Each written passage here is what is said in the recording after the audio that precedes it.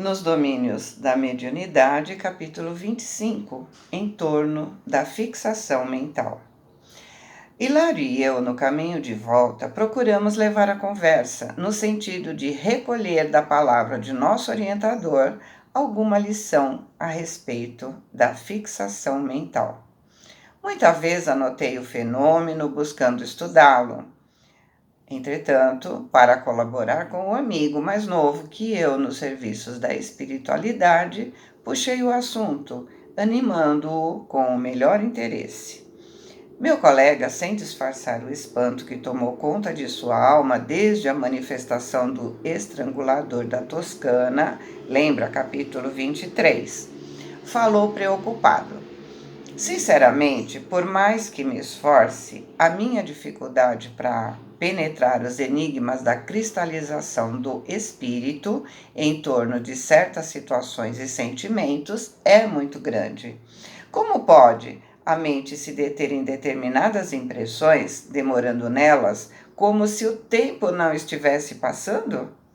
Tomemos, por exemplo, o drama do nosso infortunado companheiro, há séculos imobilizado nas ideias de vingança. Estará nessa posição lamentável por tantos anos sem ter reencarnado? Aulus ouviu com atenção e ponderou. É indispensável compreender que, depois da morte no corpo físico, prosseguimos desenvolvendo os pensamentos que cultivávamos na experiência carnal. E não podemos esquecer que a lei traça princípios universais que não podemos trair. Subordinados à evolução, como avançar sem acatarmos a ordem de harmonia e progresso? A ideia fixa pode produzir a indefinida estagnação da vida mental no tempo. Então, lembra do Gregório, né, que o André conta toda a história no livro Libertação? Quantos séculos ele ficou estagnado, né? Simbolizemos o estágio da alma na Terra através da reencarnação, como sendo valiosa linha de frente na batalha pelo aperfeiçoamento individual e coletivo. Batalha em que o coração deve se armar de ideias santificantes para conquistar a sublimação de si mesmo, a mais alta vitória. A mente é o soldado em luta, ganhando corajosamente o combate em que se empenhou, tão logo seja conduzida às aferições, quer dizer, a apuração, né? A medida da morte, tão logo seja conduzida às aferições da morte, sobe verticalmente para a vanguarda, quer dizer, para frente, na direção da esfera superior, expressando-se o seu triunfo por elevação de nível. Entretanto, se fracassa, e semelhante perda é quase sempre a resultante da incúria, ou seja, da negligência, da inércia, do empurrar com a barriga, né? Ou da rebeldia, volta horizontalmente nos acertos da morte para a retaguarda, para trás, onde se confunde com os desajustados de toda a espécie, para determinado período de tratamento. Em qualquer frente de luta terrestre, a retaguarda é a faixa atormentada dos neuróticos, dos loucos, dos mutilados, dos feridos e dos enfermos de toda a casta. Então, não importa o que ele foi, se foi autoridade, se foi subalterno, essa batalha é nossa, ou seja, é uma batalha conosco mesmo. Quando eu faço a minha reforma íntima, eu me modifico pelo menos um pouquinho e eu subo de nível. Quando eu empurro a vida com a barriga, não faço nada em benefício de alguém, nem de mim mesma, os outros resolvem por mim. Não fico na horizontal, vou para a retaguarda, ou seja, vou para um umbral com os meus afins, sempre por sintonia. Diante do interesse com que ouvíamos sua exposição, Aulus prosseguiu depois de ligeira pausa. É verdade que as legiões vitoriosas não se esquecem dos que permaneceram no desequilíbrio, e daí vemos as missões de amor e renúncia funcionando diligentes, onde a desarmonia e a dor estacionam.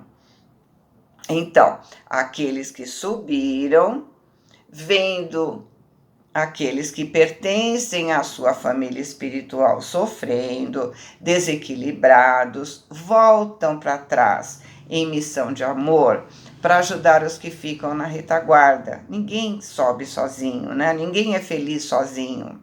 Então, volta, dá a mão, vamos lá, vamos junto. Eu subo com você, né?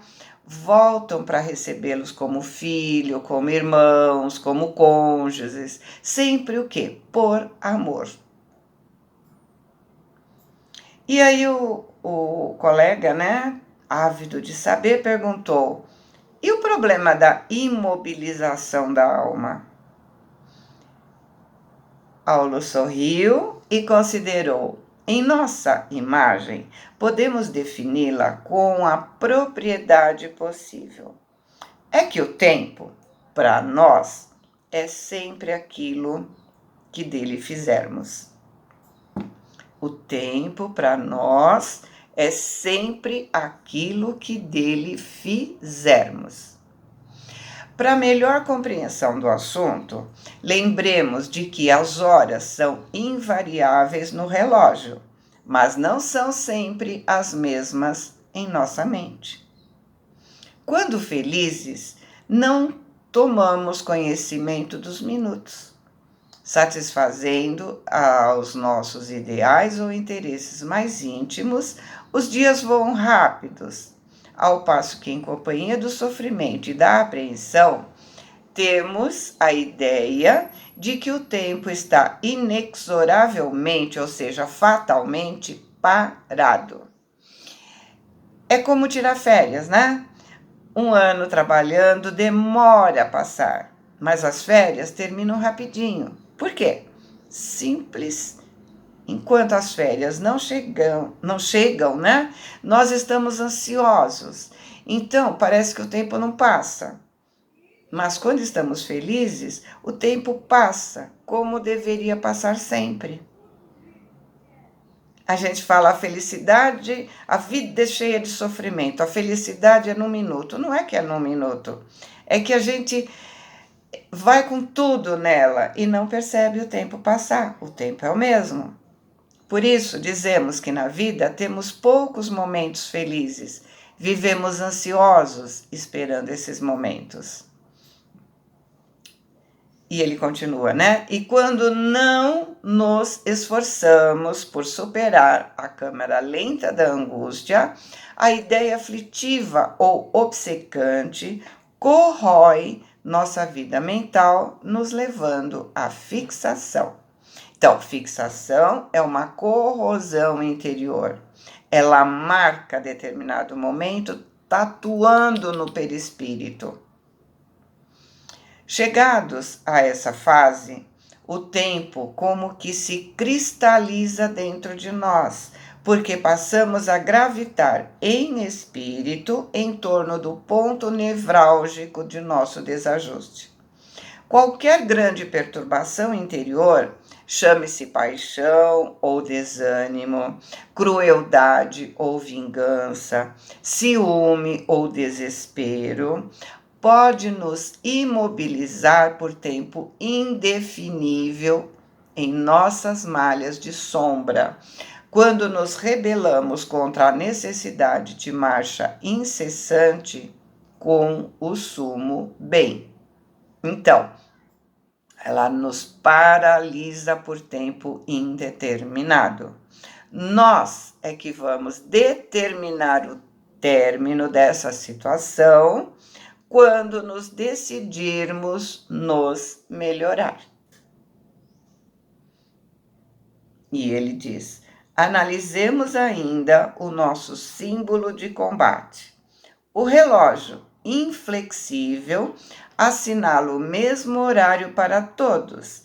Entretanto, o tempo é leve para os que triunfaram e pesado para os que perderam. Com os vencedores, os dias são felizes e louvor, e com os vencidos são amargura e lágrimas.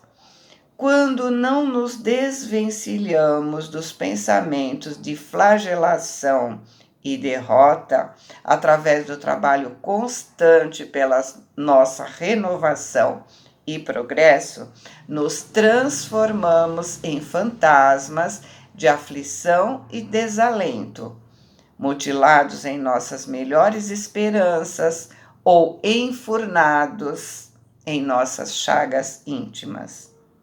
E quando a morte nos surpreende nessas condições, então a nossa experiência subjetiva se acentua.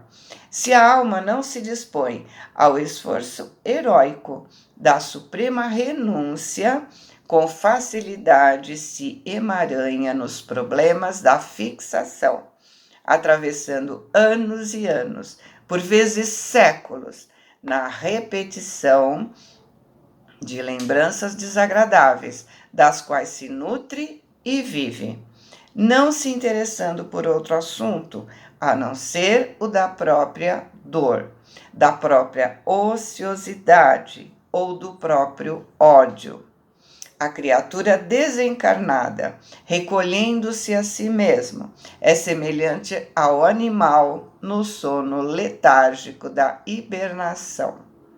Então, ele compara com a hibernação, porque quando o animal hiberna, ele gasta o mínimo de energia. Ele gasta somente o necessário para manter o coração funcionando. Ele não come, ele não anda, não faz mais nada. Ele dorme e espera o tempo melhorar para voltar à vida ativa, né? Então é isso, a pessoa fica naquele problema e só naquele problema. Por isso que ele faz esse paralelo com a hibernação. Ou seja, todo o resto fica para trás, fica para depois. Por enquanto ele só está ali. Se isola no mundo externo, vibrando apenas em redor do desequilíbrio oculto em que se satisfaz. Nada mais ouve, nada mais vê, nada mais sente, além da esfera desvairada de si mesma. Gente, lembra do primeiro capítulo, onde ele diz: nossa mente é um núcleo de forças inteligentes, gerando plasma sutil ao que se exteriorizar incessantemente de nós, oferece recursos de objetividade às figuras de nossa imaginação, sob o comando de nossos próprios desígnios. Ou seja, quando pensamos, produzimos matéria que dá forma aos nossos desejos. Amor e ódio também são plasmados. Então podemos concluir que não foi Deus quem criou o inferno, mas nós, com nossos pensamentos, que criamos um umbral. É só esse parênteses para a gente lembrar o primeiro capítulo, né? Por que ele falou isso? A ideia é um ser organizado por nosso espírito, a qual o pensamento dá forma e ao qual a vontade dá movimento e direção. Então, você deseja que alguém seja feliz. Você endereça para aquela pessoa essa matéria que chega a ela e com aquela forma que a sua vontade imprimiu. Arquitetamos com a nossa mente e depois materializamos. Do conjunto de nossas ideias resulta nossa própria existência. O assunto se revestia de imenso interesse para minhas observações pessoais. Em muitas ocasiões, sondei de perto as consciências que dormiam após a morte, como se fossem múmias espirituais. Lembra do livro Os Mensageiros, que André fala sobre isso, né? Sobre eles, que ele ficou assim perplexo quando ele viu, né? E lembrei ao assistente dessas múmias que Ismália e Alfredo cuidavam, e Aulus nos disse atencioso: sim, a mente estacionária na deserção, quer dizer, na fuga da lei, durante o repouso habitual em que se imobiliza além do túmulo, sofre angustiosos pesadelos, despertando quase sempre em plena alienação, que pode persistir por muito tempo, cultivando apaixonadamente as impressões em que julga encontrar a própria felicidade. Ou seja, ela acha que só vai ficar feliz se ficar naquilo. E aí André perguntou respeitoso: e qual o remédio mais adequado à situação? E o instrutor disse: muitas dessas almas desorientadas, por fim, se entediam, se cansam do mal e procuram a regeneração por si mesmas, ao passo que outras, em nossas tarefas de assistência, acordam para as novas responsabilidades que lhes competem no próprio reajuste. Então, uns se cansam de viver no mal e procuram se modificar.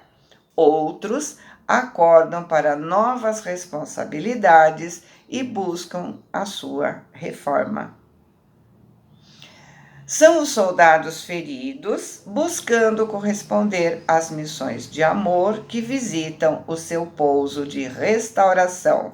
Entendem o impositivo da luta dignificante a que foram chamados e, ajudando aos que os ajudam, regressam aos bons combates em cujas linhas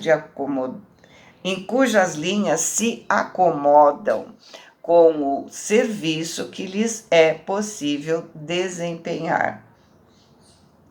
Eles aceitam qualquer coisa, desde que eles melhorem. Porém, outras recalcitrantes e inconformadas são docemente constrangidas ao retorno à batalha para que se desvencilhem da prostração a que se recolheram. A experiência no corpo da carne, em posição difícil, é semelhante a um choque de longa duração, em que a alma é convidada a se restabelecer. Para isso, procuramos a ajuda de afeições do interessado que o asilam no templo familiar, que aceitam recebê-los como filho, marido, esposa, numa encarnação compulsória. E aí Hilário perguntou com atenção: mas nesses casos, a reencarnação será compulsória, assim como um ato de violência? E o assistente disse: que fazemos na Terra quando surge um louco em nossa casa? Não passamos a assumir a responsabilidade do tratamento? Aguardamos qualquer resolução do alienado mental no que tange às medidas indispensáveis à restauração do seu equilíbrio? É certo que nos cabe o dever de honrar a consciência livre, capaz de decidir por si mesma dos variados problemas de luta evolutiva. Entretanto, diante do irmão irresponsável e enfermo, a nossa colaboração significa amizade fiel, ainda que essa colaboração expresse doloroso processo de reequilíbrio em seu favor. Ou seja, por amor, muitas vezes impomos remédios, higienização, como muitas vezes dizemos, doente não tem querer. Não estamos desrespeitando o livre-arbítrio, estamos ajudando a pessoa a voltar à normalidade para poder exercer o seu livre-arbítrio. Simples. Alguém deixa a criança enfiar o dedinho na tomada? Se for preciso, a gente corre lá, pega a criança e deixa ela espernear. Mas, né? Tô tolhendo o livre-arbítrio dela? Ela ainda não está com capacidade para exercer esse livre-arbítrio, né? O livre-arbítrio dela nesse momento. É bem isso. Após ligeira pausa, continuou. A reencarnação, em tais circunstâncias, é o mesmo que conduzir o doente inerte a certa máquina de fricção para o necessário despertamento, intimamente justaposta ao campo celular. A alma é a feliz prisioneira do equipamento físico, no qual influencia o mundo atômico e é por ele influenciada, sofrendo os atritos que objetivam a sua recuperação. Da mesma forma que a alma atua em nosso corpo atua sobre nossa alma. Enquanto ele está na espiritualidade fazendo nada, não evolui. Mesmo que para nós ele está em situação horrível, ele está bom. Já se acostumou com o cheiro, com os maus tratos.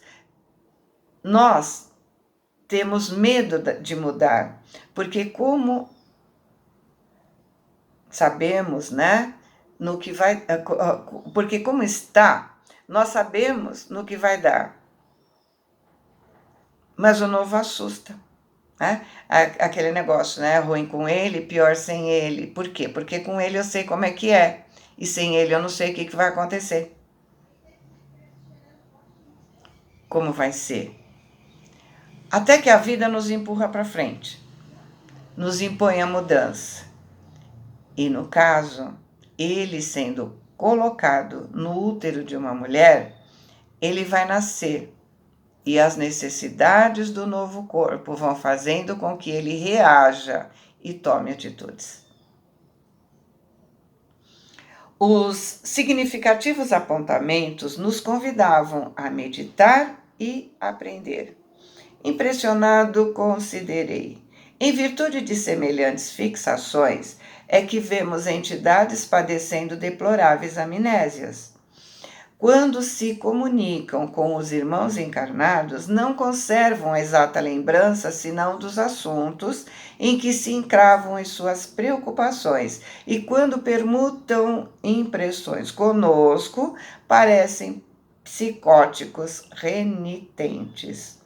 Isso mesmo.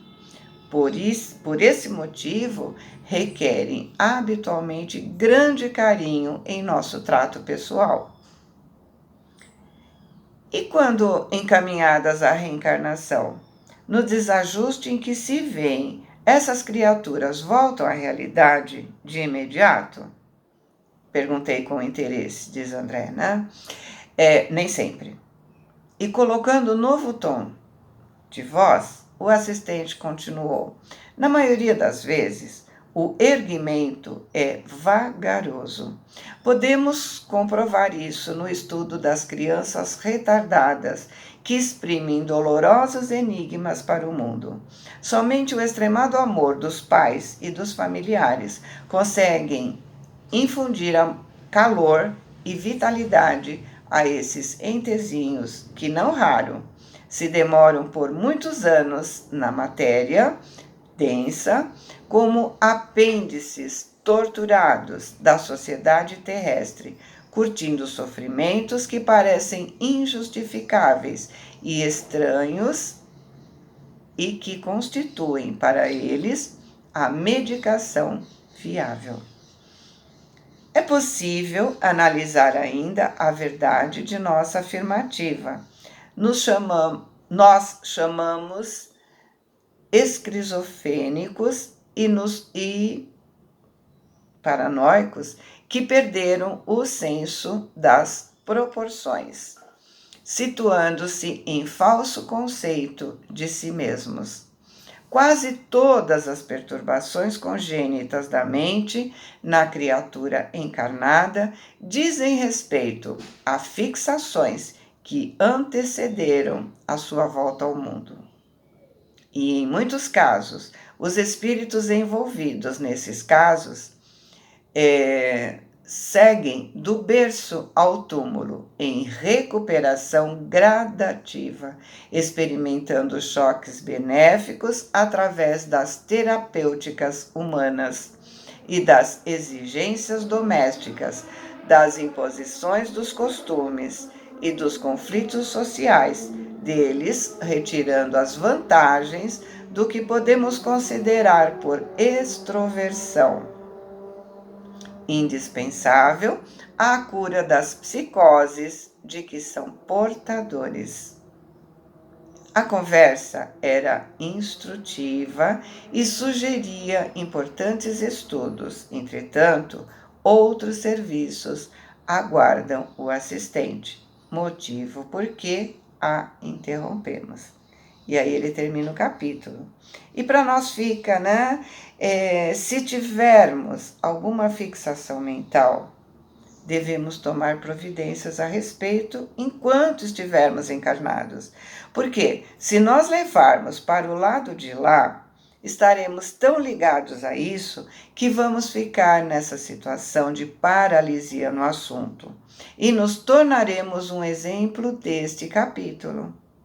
Vale também para a fixação de hábitos como implicância, intransigência, enfim, também continua a ser do lado de lá uma pessoa intransigente, implicante. Enquanto encarnados, somos chamados a mudar através de termos que conviver com pessoas indesejáveis, vivendo situações desagradáveis, chefes incompreensíveis, irmãos que não se toleram, enfim. E tal, né? Muitas outras situações.